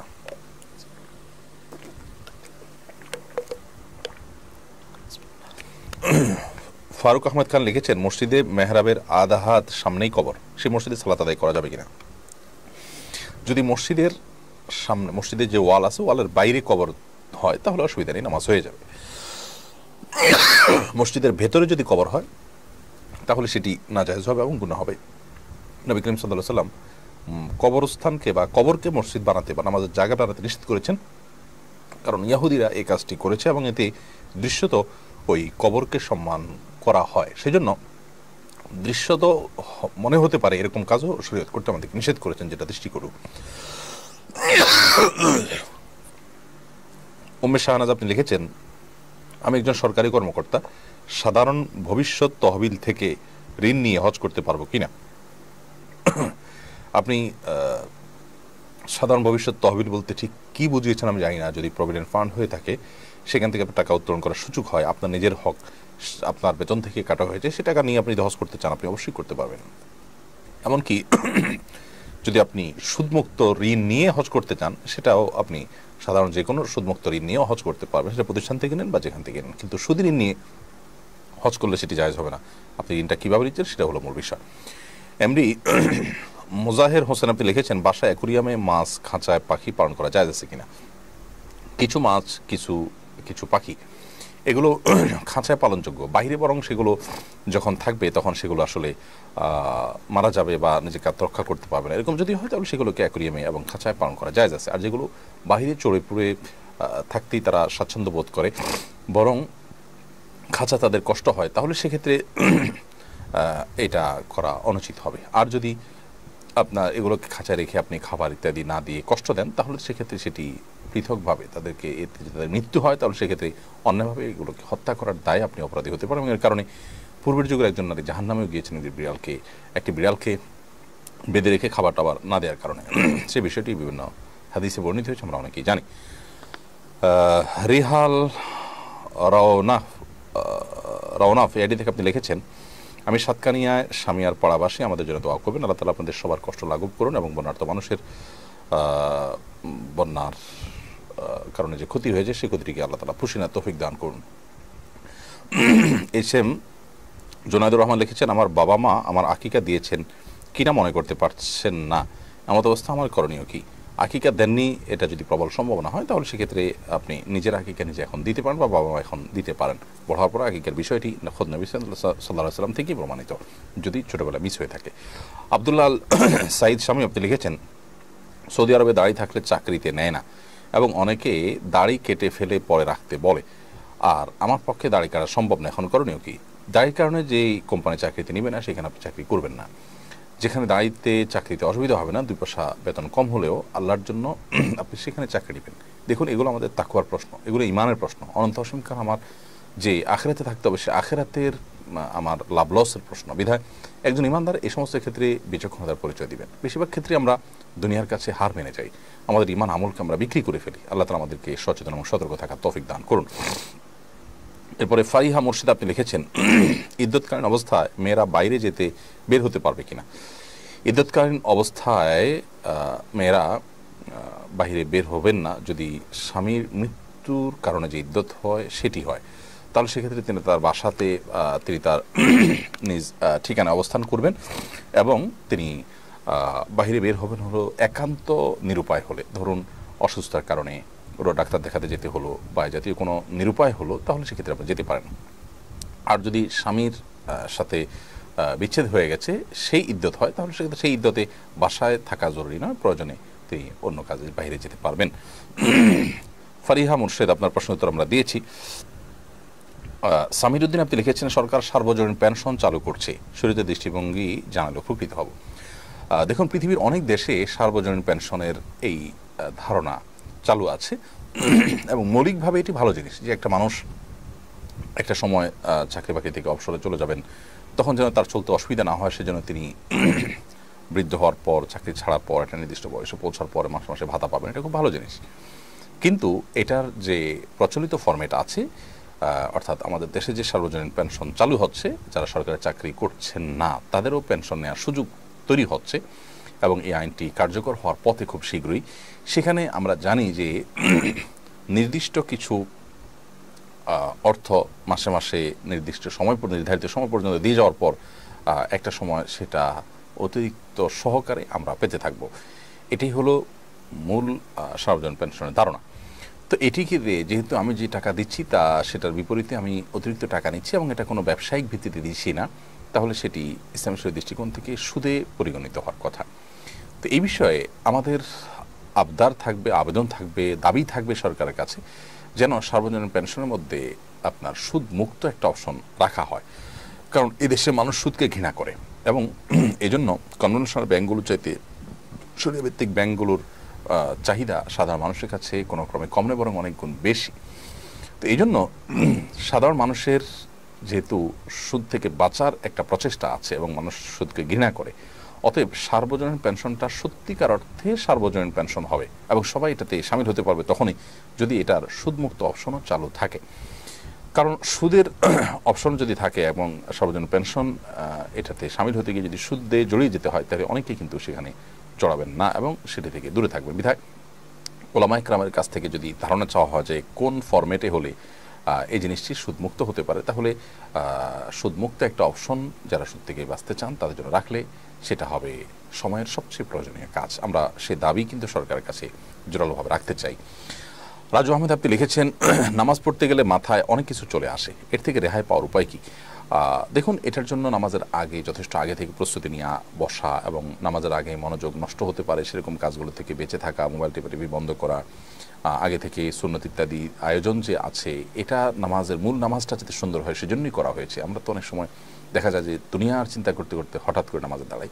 আল্লাহ আমাকে আপনাকে সবাইকে মাফ করুন, এই ভুলগুলোতে আমাদের বেরিয়ে আসা উচিত। সেই সাথে আমরা নামাজে কী পড়ছি সেগুলো অর্থ বুঝে পড়া এবং ধীরস্থিরতার সাথে নামাজ পড়া, এটা নামাজে অন্য মনস্ক হওয়া থেকে বাঁচার অনেক বড় একটা উপায়, যে পরিপূর্ণ মনোযোগ আসা ছাড়া আমি একটা রকম থেকে দাঁড়ানো থেকে রুকুতে, রুকু থেকে দাঁড়ানো, আবার দাঁড়ানো থেকে সিজদা যাওয়া, আবার সিজদা থেকে উঠা, একটা থেকে আরেকটা আমি যাবো না পরিপূর্ণ মনোযোগ আসা ছাড়া। এরকম দৃঢ় চেতা আপনার যদি হই আমরা, তাহলে সেক্ষেত্রে ইনশাআল্লাহ বিদিনা মনোযোগ ধরে রাখা সম্ভব হবে এবং অন্য বিষয় মাথায় আসবে না।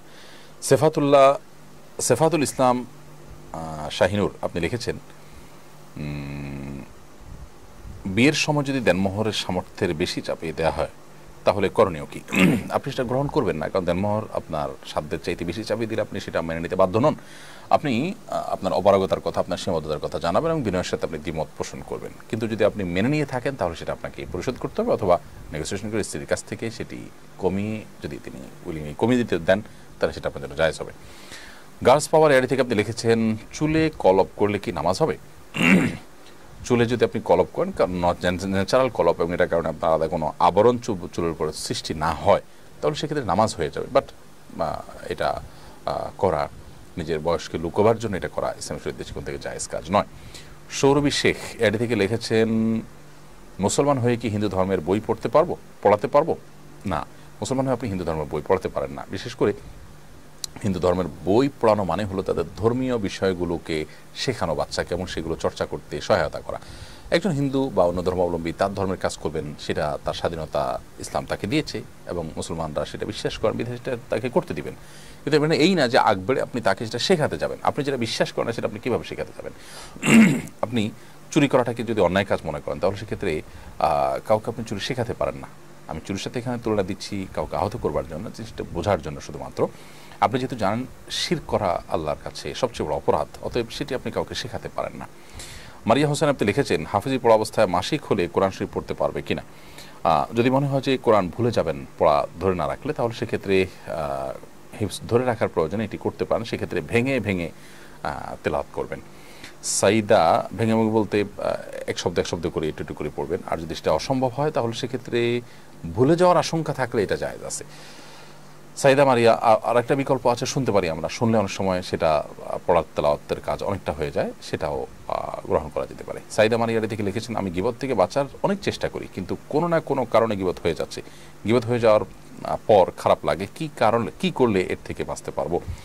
গীবত থেকে বাঁচার অনেক চেষ্টা করার পরও যদি আপনি বাঁচতে না পারেন তাহলে সেক্ষেত্রে আপনি চেষ্টা করেছেন এর জন্য আল্লাহর কাছে অবশ্যই সওয়াব পাবেন, এবং ইচ্ছার বাইরে আপনি চেষ্টা করার পরও বাঁচতে পারলেন না, সেক্ষেত্রে যেটুকু গুনাহ হয়ে গেল আল্লাহর কাছে এটা ক্ষমার আশা আপনি করতে পারেন। কিন্তু আপনার প্রচেষ্টাটা আরও জোরালো হওয়া উচিত, আরও বাস্তবমুখী হওয়া উচিত। যেমন যে পরিবেশে যে ব্যক্তির কাছে গীবত হয়, ওই পরিবেশ থেকে ওই ব্যক্তি থেকে আপনি দূরে সরে যেতে পারেন। অর্থাৎ আপনার চেষ্টার মধ্যে ভিন্নতা থাকবে, বৈচিত্র্য থাকবে, আপনি সিরিয়াসনেস বিভিন্ন অ্যাঙ্গেল থেকে আপনার মধ্যে আনার চেষ্টা করবেন ইনশাআল্লাহ বিদিনিল্লাহ, তাহলে আশা করা যায় আপনি বাঁচতে পারবেন। এরপরও যদি আপনি না পারেন তাহলে সেক্ষেত্রে আল্লাহর কাছে আপনি কায়মকে ক্ষমা চাইবেন।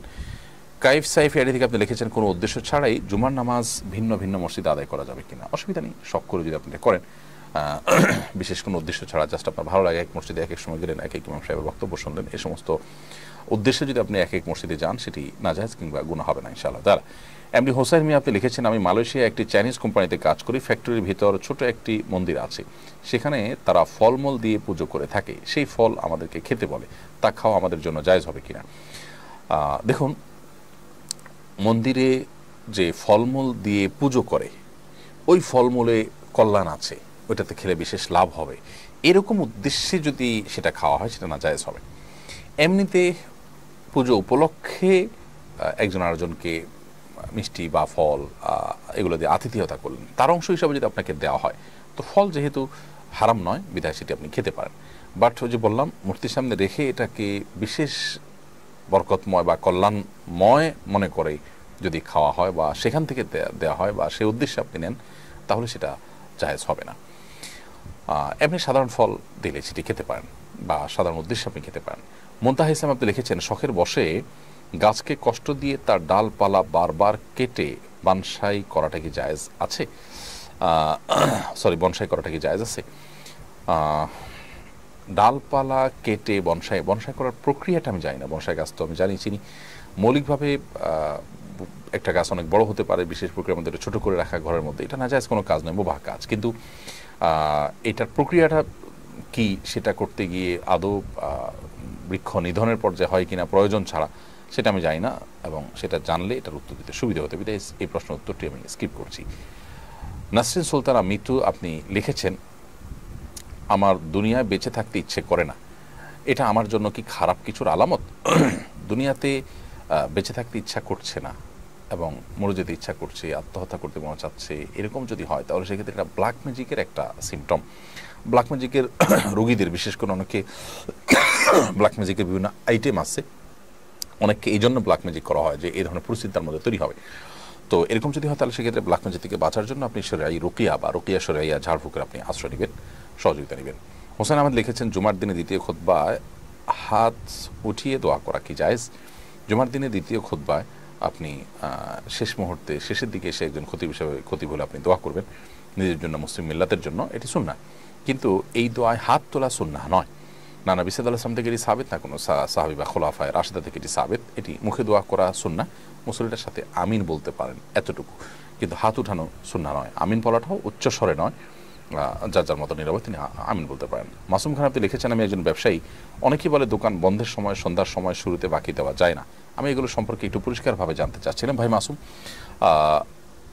দোকান বন্ধ করার সময়, খোলার সময়, সন্ধ্যার সময়, এই সময়গুলোতে বাকি দিলে বা টাকা ভাঙতে দিলে অকল্যাণ হবে, এটি শিরকপূর্ণ বিশ্বাস। এটা ইমানদারের ইমানের জন্য ক্ষতিকর বিশ্বাস। একজন ইমানদার মনে করবেন যে তার লাভ ক্ষতির একমাত্র মালিক আল্লাহ সুবহানাহু ওয়া তাআলা। আমি সন্ধ্যার সময় বাকি দিলে আমার লাভ হবে বা ক্ষতি হবে, এরকমটি মনে করা এটা ভুল এবং এটা আমার ইমানের সাথে অসঙ্গতিপূর্ণ। বিধায় এই সময়গুলোতে আপনি বাকি দিতে পারেন, আপনি ভাঙতি দিতে পারেন, এতে আপনার কোনো অকল্যাণ হবে না। যদি কোনো কারণে ওই দিন আপনার বেচাকেনা কম হয় বা কোনো ক্ষতি হয়, তাহলে এটা এই কারণে না, সেটা ভিন্ন কোনো কারণে, বিষয়টা সম্পূর্ণই কাকতালীয়। বিধায় এই ধরনের শিরকপূর্ণ বিশ্বাস বা ইমানের সাথে অসঙ্গতিপূর্ণ বিশ্বাস আমাদের মধ্যে থাকতে পারবে না। আহমেদ তানিম আপনি লিখেছেন, আমি মসজিদের ইমাম, আমার মসজিদে মুসল্লিদের দ্বীনি মূল্যবোধ তৈরির জন্য কি কি পদ্ধতি গ্রহণ করা উচিত, আপনার পরামর্শ কাম্য। ভাই আহমেদ তানিম, মসজিদের ইমাম হিসাবে আপনার মসজিদের দ্বীনি মূল্যবোধ তৈরি করার জন্য তাদেরকে বিষয়ভিত্তিক খুতবা আপনি উপহার দিবেন এবং মুসল্লিদেরকে দ্বীনের বিভিন্ন বিষয় শেখার জন্য নানা রকমের আয়োজন রাখবেন। শুধুমাত্র কোরআন শিক্ষা না, কোরআন শিক্ষা থাকবে, কোরআনের আয়াত অর্থ ব্যাখ্যা সহকারে জানবে, তার জন্য একটা পরিকল্পনা ব্যবস্থাপনা থাকবে, বই পাঠের একটা ব্যবস্থাপনা থাকবে এবং দ্বীনি বিষয়ে শর্ট কোর্স থাকবে, সেটা তারা পড়বেন এবং এটার জন্য নানা রকম উদ্যোগ থাকবে, দ্বীনি হালাকা থাকবে। এই সমস্ত উদ্যোগগুলো একজন ইমাম হিসেবে আপনি আপনার মসজিদে রাখতে পারেন এবং শুধুমাত্র আল্লাহকে খুশি করবার জন্য উদ্যোগগুলো হতে হবে। একজন ইমাম হিসাবে আপনি যদি এই কাজগুলো নিয়মতান্ত্রিকভাবে করতে থাকেন এবং খুতবার জন্য যথেষ্ট প্রস্তুতি নেন, বিষয়ভিত্তিক খুতবা দেন, দরদের সাথে দেন, আল্লাহর কাছে দোয়াও করেন যেন আল্লাহ তাআলা আপনাকে তৌফিক দান করেন, ইনশাআল্লাহ বিদিল্লাহ আপনার মুক্তাদিদেরকে, মুসল্লিদেরকে আপনি ভালো কিছু উপহার দিতে পারবেন এবং তারা ভালো কোনো জায়গায় যেতে পারবে ইনশাআল্লাহ তাআলা। একজন আদর্শ ইমাম এবং তার বলিষ্ঠ ভূমিকা, এটার উপরে ভিত্তি করে একটা এলাকার চেহারা কিন্তু পরিবর্তন হয়ে যায়, একটা এলাকার মানুষের মধ্যে দ্বীনি মূল্যবোধ তৈরি হয়। এই জন্য এ ধরনের নানামুখী উদ্যোগ থাকা উচিত এবং পুরুষদের পাশাপাশি মেয়েদের জন্য নানা রকমের উদ্যোগ, নানা রকমের প্রচেষ্টা আমাদের থাকা উচিত। সেটা ইমাম সাহেবের স্ত্রীর মাধ্যমে হতে পারে, কোনো দিন তার নারী দাওয়াতের কাজ যিনি করছেন তার মাধ্যমে হতে পারে। এরকম ব্যবস্থাপনা যদি থাকে তাহলে ইনশাআল্লাহ বিইذনিল্লাহ সেটি মসজিদের মুসল্লিদের জন্য যুগান্তকারী হবে, উপকারী হবে এবং এর মাধ্যমে তারা লাভবান হবেন ইনশাআল্লাহ তাআলা।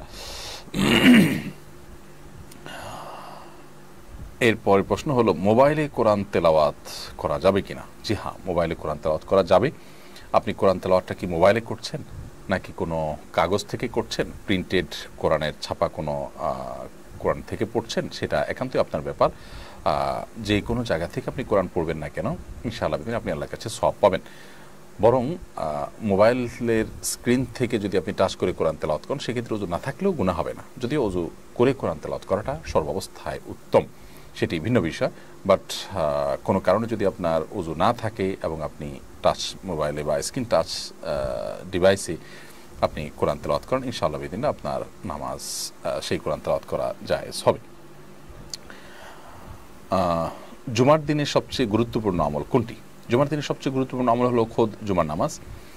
জুমার নামাজ ছাড়াও জুমার দিনের আরও অনেকগুলো আমলের ভিতরে একটা হলো বেশি বেশি দুরূদ পাঠ করা, আরেকটা আমল হলো সূরা কাহফ তিলাওয়াত করা, আরেকটা আমল হলো পুরুষরা মসজিদে আগে আগে যাওয়া, মহিলারা মসজিদে পুরুষদেরকে যেতে উদ্বুদ্ধ করা, সহযোগিতা করা, পরামর্শ দেওয়া এবং উৎসাহ দিয়ে দেওয়া। এগুলো হলো জুমার দিনের গুরুত্বপূর্ণ আমলসমূহের মধ্য থেকে অন্যতম। এছাড়া জুমার দিনে একটা সময় দোয়া কবুল হয়, সেটি অনেক ওলামা ইকরাম বলেছেন আসরের পরের সময়টা সূর্য ডোবার আগ পর্যন্ত। এই সময়টাতে আমরা যদি দোয়া করি খুব বেশি, ইনশাআল্লাহ বিদিনিল্লাহ সেই দোয়া কবুল হওয়ার সম্ভাবনা অনেক প্রবল এবং অনেক জোরালো। অতএব এই সময়টাতে আমরা দোয়া করারও বিশেষভাবে চেষ্টা করতে পারি। এরপরে প্রশ্ন হলো, আস-সুন্নাহ ফাউন্ডেশনের বানবাসী মানুষের জন্য ত্রাণ কার্যক্রমে কীভাবে অংশগ্রহণ করব? এই জন্য আপনি আস-সুন্নাহ ফাউন্ডেশনের ওয়েবসাইটে যেতে পারেন এবং আমাদের ওয়েবসাইট থেকে সরাসরি ত্রাণ বন্যার্থদের জন্য যে ত্রাণ বিতরণ কার্যক্রম আছে সেখানে অংশগ্রহণ করতে পারেন। পৃথিবীর বিভিন্ন জায়গা থেকে আপনি বাংলাদেশের যে কোনো ব্যাংক অ্যাকাউন্ট থেকে আপনি অনলাইন ট্রান্সফার করতে পারেন, মোবাইল ব্যাংকিংয়ের মাধ্যমে দিতে পারেন, বিভিন্নভাবে আপনি অংশগ্রহণ করবার সুযোগ আছে। এছাড়া আমাদের ফাউন্ডেশনের ব্যাংক ডিটেল সেখানে দেওয়া আছে ওয়েবসাইটে, সেখান থেকে নিয়ে আপনি দিতে পারেন। আমাদের পেজগুলোতে দেওয়া আছে, সেখান থেকে আপনি ব্যাংক ডিটেল নিয়ে সেখানে দিতে পারেন। আবার আস-সুন্নাহ ফাউন্ডেশন অফিসিয়াল নম্বরে অফিস টাইমে ফোন করে আপনি আপনার সহযোগিতা পৌঁছে দিতে পারেন, বিভিন্নভাবে আপনি শরীক হতে পারেন। প্রিয় দর্শক, আমরা লাইভের একেবারে শেষের দিকে চলে আসছি। আমরা আপনাদেরকে ফাউন্ডেশনের কার্যক্রম সাধারণত শুরুতে জানিয়ে থাকি। আজকে লাইভটি কয়েকবার বাধাগ্রস্ত হওয়ার কারণে আমরা শুরুতে জানাতে পারিনি। এখন আমরা ফিনিশিং এসে আপনাদেরকে একটু জানিয়ে রাখতে চাচ্ছি। আলহামদুলিল্লাহ, বন্যার্তদের মধ্যে অর্থাৎ বৃহত্তর চট্টগ্রামে স্মরণকালের সবচেয়ে ভয়াবহ বন্যার শিকার মানুষগুলোর বন্যায় দুর্গত মানুষদের মধ্যে ত্রাণ কার্যক্রম ব্যাপকভাবে আস-সুন্নাহ ফাউন্ডেশন চালাচ্ছে এবং ইতিমধ্যে আলহামদুলিল্লাহ সাতকানিয়া বিভিন্ন জায়গায় আমরা 1400 পরিবারের কাছে আমাদের ত্রাণ পৌঁছে দিয়েছি। সেখানে শুকনো খাবার যেমন চিড়া, খেজুর, চিনি এগুলো ছিল, মোমবাতি এবং স্যালাইন ছিল। ঠিক একইভাবে আমাদের আপনার ভারী খাবার চাল, ডাল, তেল, লবণ সেগুলোও ছিল এবং 2 লিটার করে পানি ছিল, সেগুলো আলহামদুলিল্লাহ পৌঁছে দেওয়া হয়েছে। এবং ইতিমধ্যে সাতকানিয়া 1400, চকরিয়ায় 1400, বান্দরবানে সম্ভবত 800 এবং আজকের দিনে চান্দনায় এসে আলহামদুলিল্লাহ 1000 পরিবারের কাছে আমাদের ত্রাণ সামগ্রী পৌঁছে গেছে। আলহামদুলিল্লাহ ব্যাপকভাবে আমরা এই কার্যক্রমটা হয়তো আরও কিছুদিন অব্যাহত রাখতে পারবো যদি আল্লাহ তাআলা আমাদেরকে তৌফিক দান করেন। বন্যার্ত মানুষের কষ্ট লাঘব হোক, আস-সুন্নাহ ফাউন্ডেশনের কার্যক্রমকে আল্লাহ তাআলা কবুল করুন, আমাদেরকে ইখলাস দান করুন। আপনারা দোয়া করবেন এবং বাংলাদেশের যে কোনো প্রান্তে যে কোনো মানুষের কষ্টে আমরা আমাদের সাধ্যের সবটুকু দিয়ে করার চেষ্টা করি। আমাদের কর্মীরা আলহামদুলিল্লাহ অক্লান্ত পরিশ্রম করে চলেছেন, আল্লাহ তাআলা তাদেরকে উত্তম বিনিময় দান করেন। সেই সাথে ফাউন্ডেশনের বৃক্ষরোপণ কার্যক্রম, 1 লক্ষ গাছ বিতরণের কার্যক্রমটি অত্যন্ত চমৎকারভাবে আলহামদুলিল্লাহ সম্পন্ন হওয়ার পথে। এবছর আমরা শিক্ষার্থীদের হাতে গাছ তুলে দিচ্ছি। আস-সুন্নাহ ফাউন্ডেশন সকল ধরনের স্কুল, কলেজ, মাদ্রাসা সব ধরনের শিক্ষার্থীদের হাতে গাছ তুলে দিচ্ছে বৃক্ষরোপণ করবার জন্য। আশা করছি এই গাছগুলোর ফসল আমরা ভোগ করতে থাকবো। ফাউন্ডেশনের একসাথে এই একাধিক কার্যক্রম অর্থাৎ বৃক্ষরোপণ এবং ত্রাণ কার্যক্রম চলমান আছে। এছাড়া অন্যান্য কার্যক্রমগুলো যথাযথভাবে চলছে। আল্লাহ রাব্বুল আলামিন আমাদেরকে ইখলাসের সাথে কাজগুলো আরও ভালোভাবে করার তৌফিক দান করুন, বন্যার্ত মানুষের কষ্ট দূর করে দিন এবং সেখানে যারা কাজ করছেন তাদের সবাইকে আল্লাহ তাআলা নিরাপদে রাখুন এবং আমাদের সবাইকে ভালো কাজ করার তৌফিক দান করুন। যারা বন্যার্ত কার্যক্রমে অংশগ্রহণ করতে চান সেবক হিসাবে, তারা ফাউন্ডেশন নম্বরে ফোন করে এ বিষয়ে তথ্যপত্র জানবেন। প্যাকেজিংয়ের কাজে যদি লোকের প্রয়োজন হয় আমরা পোস্ট দেবো, আর প্রয়োজন না হলে আপনাদেরকে আমরা আর সে বিষয়ে বিরক্ত করব না। আল্লাহ তাআলা আমাদের সকলকে কল্যাণমূলক কাজে আমাদের সহযোগী থাকার তৌফিক দান করুন। প্রিয় দর্শক, আজকে লাইভ এ পর্যন্তই। আল্লাহ যদি আমাদেরকে ভালো রাখেন, সুস্থ রাখেন, নিরাপদে রাখেন, আগামী সপ্তাহে ইনশাআল্লাহ বিদিনিল্লাহ যথাসময়ে আমরা লাইভে আসার চেষ্টা করব। আজকে যান্ত্রিক ত্রুটির কারণে বারবার ডিস্টার্ব হওয়ার জন্য আমরা আবার দুঃখ প্রকাশ করে আজকের মতো শেষ করছি। জাযাকুমুল্লাহ খাইর। আসসালামু আলাইকুম ওয়া রাহমাতুল্লাহি ওয়া বারাকাতুহু।